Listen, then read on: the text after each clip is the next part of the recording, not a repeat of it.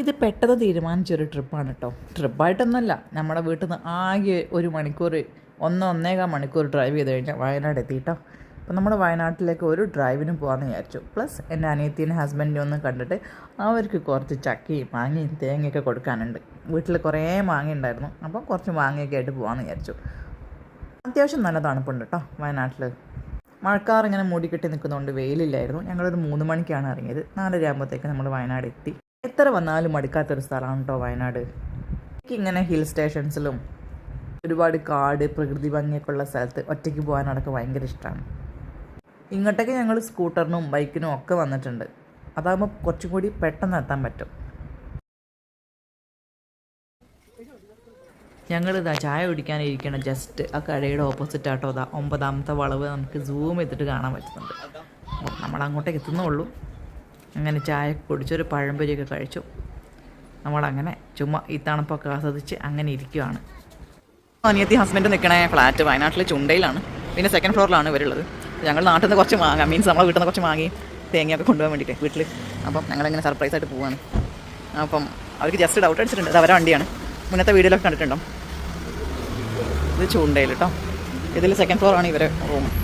പണ്ട് ഇവർ വയനാട്ടിലൊരു വീട്ടിലാട്ടോ ഉണ്ടായിരുന്നത്. താഴത്തെ ഫ്ലോർ തന്നെയാണ്. ഇതിപ്പോൾ മേലെ ആയതുകൊണ്ട് കുറച്ച് കയറാൻ കുറച്ച് ബുദ്ധിമുട്ടുണ്ട്.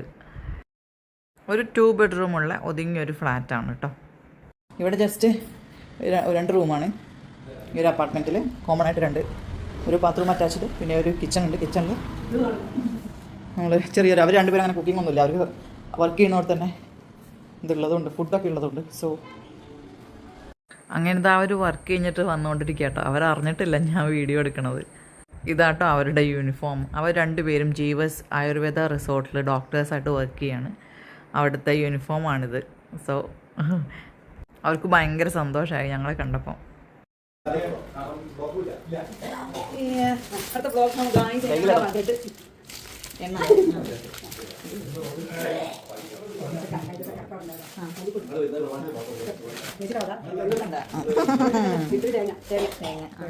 അതിൽ മാങ്ങ, അതിനാണ് കാര്യമായിട്ട് വന്നത്. നാട്ടുകാർക്ക് കൊടുത്തിട്ടെ മാങ്ങ കഴിച്ചോട്ടോ.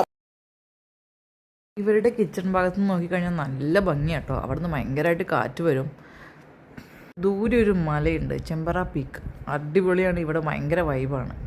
അപ്പോൾ സന്ധ്യയൊക്കെ ആയി. ഞങ്ങൾ ഏകദേശം വീട്ടിൽ പോകാനുള്ള ടൈമായി. പുറത്ത് നോക്കി നിൽക്കുമ്പോഴാണ് ഇതൊരു മഴവിൽ ചെറുതായിട്ടൊരു ലൈന് അത് നോക്കി നിന്നു. അപ്പോൾ രാത്രിത്തെ ഒരു ഡിന്നറും കഴിച്ചിട്ട് തിരിച്ചു പോകണം. ഡിന്നറിൻ്റെ വീഡിയോ ഞാൻ പിന്നീടാം കേട്ടോ. അപ്പോൾ ബൈ.